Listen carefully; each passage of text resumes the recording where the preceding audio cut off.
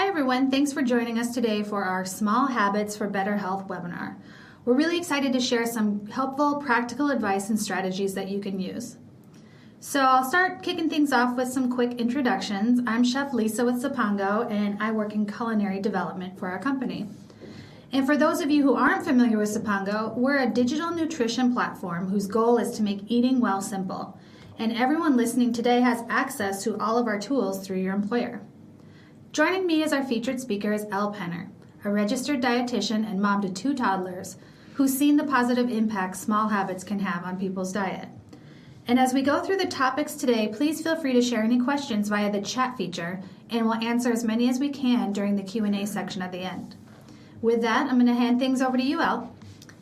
Thanks, Lisa. So today we're talking about the power of small habits and how little tweaks to your lifestyle can lead to big results and better health overall. I'm willing to bet most of us have been on a diet at some point. Maybe it was low carb to lose a little weight, or a 30-day clean eating challenge to reduce your amount of sugar. Whatever diets you've tried, I think we can agree that taking an all or nothing approach to nutrition hasn't served us very well in the past. Today, there's loads of research around why these types of diets fail. So we know that dieting changes the brain and the way you perceive food. When you diet, foods, especially the ones that you restrict, become even more desirable. Dieting also disrupts our hunger and satiety hormones, so we feel more hungry and less satiated when we diet, and it also slows metabolism. The real kicker, though, is that weight loss from dieting is almost always temporary. There's research showing that 95% of people who diet regain that weight over time. 95%, that is a staggering number. It is, and it's really frustrating for people who are trying to do the right thing and, eat better and lose weight. So while dieting may be a quick way to temporarily lose a few pounds or kind of get control of sugar cravings, it usually just works against you in the long run. So there's a saying I love that the best diet is the one you don't even know you're on. And that, friends, is where small habits come in. So let's dig into why small habits are more effective than complete diet and exercise overhauls. First, it's important for you to know that people are biologically wired to resist change. Research shows that most of our daily activities, including our eating and exercise habits, or lack thereof, are controlled deep within the middle part of the brain. Thanks to brain imaging studies, we know that habits take a lot less mental energy to perform because they're actually hardwired into our brain and therefore no longer require a lot of conscious thought. Changing your routine yanks your brain out of this comfort zone and stimulates the front part of the brain, which is a high energy section that's responsible for things like insight, decision making, and impulse control. Obviously, dieting involves a lot of these kind of high-frequency decisions and impulse control, which is really mentally and emotionally taxing on your brain. Add the physical fatigue of dieting on top of that, like hunger, low blood sugar, weakness, and cravings, and it's easy to see why diets usually don't last. In comparison to dieting, small incremental changes are a lot easier on the front part of the brain and easier to sustain. Performing these behaviors enough times actually turns them into healthy habits and rewires your brain. So how can we use this to our advantage? If you're wanting to eat better, get more physical activity, the best way to do that is to create small, healthy habits, because these are actually less mentally taxing on your brain than overhauling your diet every few months. Science suggests it takes about 66 days for a behavior to become automatic. So that's just about a little over 8 weeks of doing the same small behaviors every day before it will become kind of a natural part of your daily life. So how do we make these small habits happen? Well, we do that by setting and meeting goals. The best way to achieve goals, especially big ones, isn't to do it all at once, but take it one step at a time. I've found it helpful to create big goals to kind of give you a big vision and create smaller goals that are SMART to get you there. Let's start by talking about the difference between big and small goals. It might seem obvious, but big goals are where you want to be in 6 months, a year, or 5 years down the road. Personally, I have a hard time seeing beyond 6 months or 1 year, so I find that that's a sweet spot to focus on. Smaller goals keep you motivated and focused along the way and help you achieve that big goal. So SMART is actually one of my favorite acronyms. Can you go over exactly what SMART is? Yeah.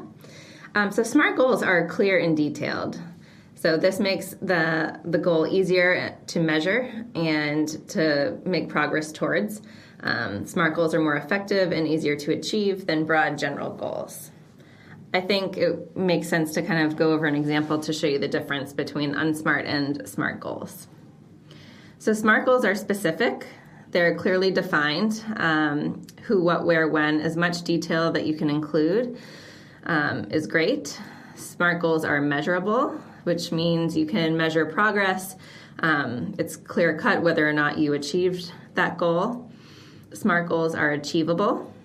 So it's really important when we're setting goals to be realistic and not set goals for ourselves that just aren't going to happen. SMART goals are relevant, so they are important to you. Don't set goals that you think others might want to see you achieve. Make sure that they're important to you and have personal meaning. And then SMART goals are time-bound, so they have some sort of a date associated with them, or a time. So crafting SMART goals takes a little practice, but if you check your goal against the SMART criteria, it's easy to see whether or not your goal is SMART, and you can get the hang of it pretty quick. So for the sake of time, we'll run through a couple examples of SMART and UNSMART goals. On the left here, we have Jim. Jim is 15 pounds overweight and wants to slim down in 2019. A big UNSMART goal would be just to lose weight. It's really broad, really general, hard to measure. A big SMART goal would be for Jim to lose 12 pounds by December of this year. On our right, we have Janice. Janice was just diagnosed with type 2 diabetes and wants to improve her health as well. Her UNSMART goal is to start eating better and get better control of her blood sugar. Again, as you can see here, it's really broad and general and hard to measure. A big SMART goal, which she worked to create with her dietitian, is to eat whole grains instead of refined grains at least twice a day, and limit her carbohydrate intake at meals to 45 grams or less, and 15 grams or less with snacks, until her next checkup. So as you can see, both of their SMART goals are much more specific. Yeah, and that's why SMART goals are so important. You know, it's the reason why a lot of those New Year's resolutions fail. They're just too vague and don't have that nice dialed-in focus. That's right. You got it. All right, so let's take this one step further and visually unpack Jim's big goal into smaller stepping stone goals. Over time, these smaller, more frequent behaviors are what turn into healthy habits. So Jim's big goal is to lose 12 pounds by the end of the year. His smaller goals are behavior-based, whereas this bigger goal is result-based. So if you look at his big goal, it's to lose 12 pounds by the end of the year. So he's broken it down into monthly, weekly, and daily goals. The daily goals are what we want to focus on here because these are the little habits that we're talking about and that we really want to start creating because these are going to have lasting impact, lifelong lasting impact on health. So for Jim, he's decided that in order to reach his big goal, he needs to be exercising 3 times a week with a friend. So he's made a goal to work out with a friend on certain dates and early in the morning. He's also decided he needs to be planning meals and bringing healthy foods to work. So he's made a plan to, plan his meals on Saturdays and do his shopping, prep the foods on Sunday, and Monday make his lunches for the week. So now that we've talked about the power of small habits and how to go about setting goals to support healthy habit formation, let's talk about motivation. Habits actually require very little mental motivation once they've been established. Lisa, think about it. How much convincing does it take to brush your teeth before you go to bed? I'd say none. It's just something I do. I've always done it. It's part of my routine. So why does motivation matter then? So motivation is actually really important, not once that habit is formed because it's just automatic, but it's really important during that pre-habit stage when you've made all of those small changes that kind of deviate from your current routine. These deviations, as we talked about, create that mental friction. They're tiring. They take thought and effort. So using that front section of the brain takes more work and can, really kind of throw you off. So staying motivated during this phase, when you start those healthy habits until they become healthy habits, is really important. That makes sense. So can you give us a few secrets to staying motivated before these healthy behaviors become ingrained habits in our lifestyle? Absolutely. So we know that motivation is driven by emotion. And in order to maintain that motivation, you need to be fueling it with positiveness. So this is where the positive feedback loop comes into play. Positive feedback enhances change. It reinforces behaviors you're trying to turn into habits and helps you stay motivated. So if you look at the diagram, you see that things kick off with a motivational stimulus. In the beginning, this stimulus is, usually driven by willpower or an intense desire to achieve your big goal. At New Year's every year, people just kind of get this intense desire to make a change for the better.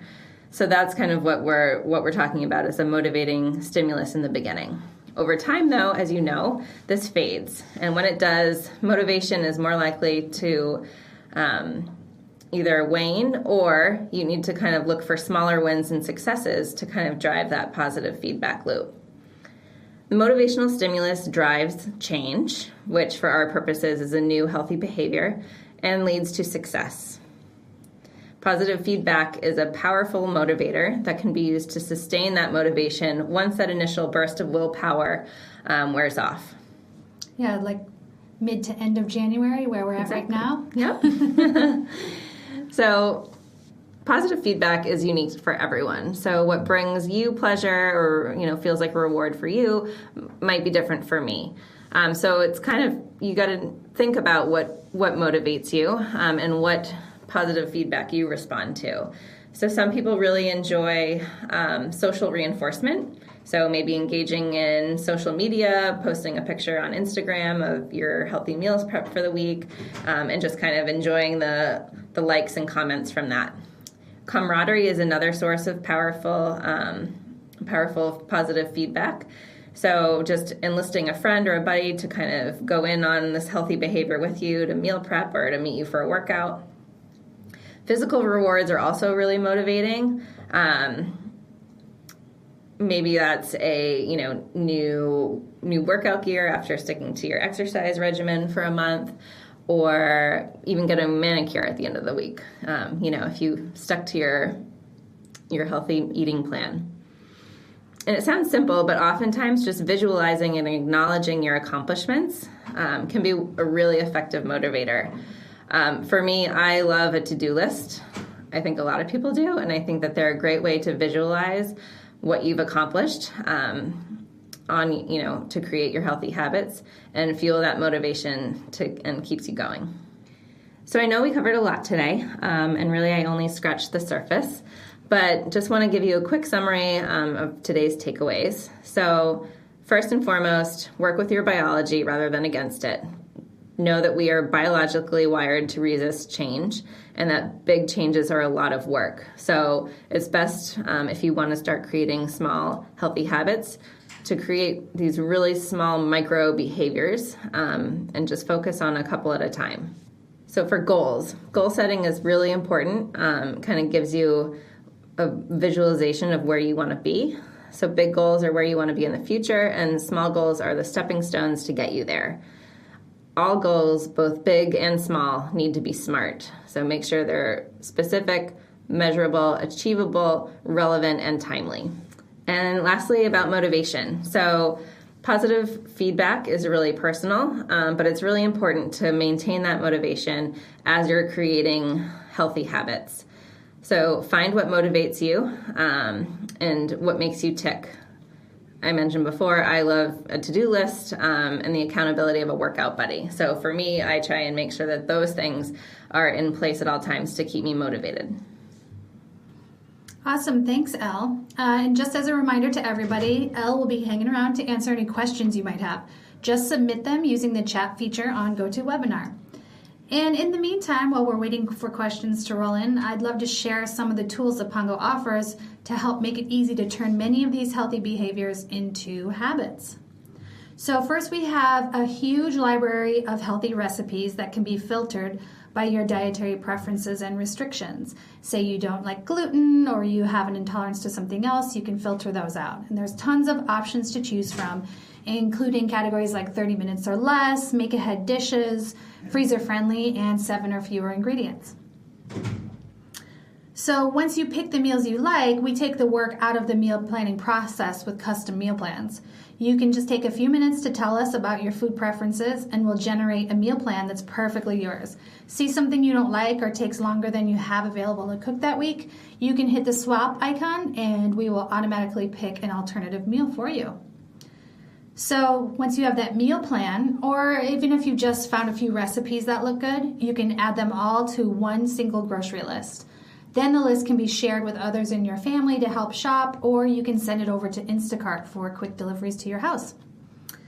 And we have a great mobile app for iPhone and Android so that you can access all these tools on the go to help keep your healthy habits on track. All right, so with the time that we have left, we've got a few questions that have come in. So Elle, first question for you is, from your experience, what are some of the most impactful yet achievable changes someone can make to improve their health? That's a great question. I think it's really individual, but I really believe for everyone, it's best to go after low-hanging fruit. So what are the easiest things you can do to improve your health? Because ultimately, the most impactful changes are going to be the ones that produce the biggest results and are motivating and will eventually turn into habits. So for a lot of people, a simple one is reducing intake of added sugars. I've found, just simple food swaps can have a huge impact on this and without leaving you feeling deprived. So for example, a soda drinker might want to swap soda water with a splash of juice instead of for their daily soda. Or, making homemade oatmeal with a pinch of brown sugar versus, grabbing one of those sugar-filled instant oatmeal packets. Yeah, this is something that my doctor just said to me. So for my low-hanging fruit, I swapped in almond milk for my regular milk in my morning cappuccinos, and it's been a really easy change. Great. So that was a great tip. Next question is, you mentioned result and behavior-based goals earlier. Do I need to have both? I'm interested in eating better, but can't really think of any results-based goals that would be important to me. That's a great question, too. So no, definitely not. You don't need a result-based goal. Sometimes result-based goals, for example, losing X amount of pounds in 6 months, can actually backfire if you work really hard and aren't actually able to achieve that. So as far as healthy habits are concerned, I'd say those behavior-based goals are what's most essential because those behaviors can eventually turn into those healthy habits. So it's perfectly okay just to have behavior-based goals. You really only need result-based goals if that's something that drives you. For me as well, I'm not really driven by, I'm not trying to achieve a weight loss goal. It's more the behavior-based goals that are important to me. Great. Okay, I think we have time for one more question. So how many diet exercise changes do you recommend someone adopts at one time? That's another great question. Again, this is pretty individual. So there's research showing that starting with just 1 or 2 small changes and building upon them can be really effective and a good place to start. But there's also some research showing that some individuals who change several aspects of their life, so focusing on sleep and meditation and diet and exercise changes, changing kind of a bunch of components at once, they also can do really well with that. It kind of has like a kind of a comprehensive effect. Personally, though, I think it's wise to minimize the mental friction in the beginning. So start with 2 or 3 changes. So you can, if you want to work on your sleep and something diet related, start with 2 or 3 at most. And then if you find that they're easy and don't require a whole lot of effort or just kind of come naturally, you can always add more. So better to have success at the beginning and add more rather than to kind of feel overwhelmed and want to give up. Great. Yeah, so a more holistic approach and just kind of seeing how your body reacts to different things and then adding more on as you go. All right, great. Well, that is all we have time for today. Thanks so much, Elle. This has been really enlightening for me, and thank you everyone for tuning in. Have a great rest of the day.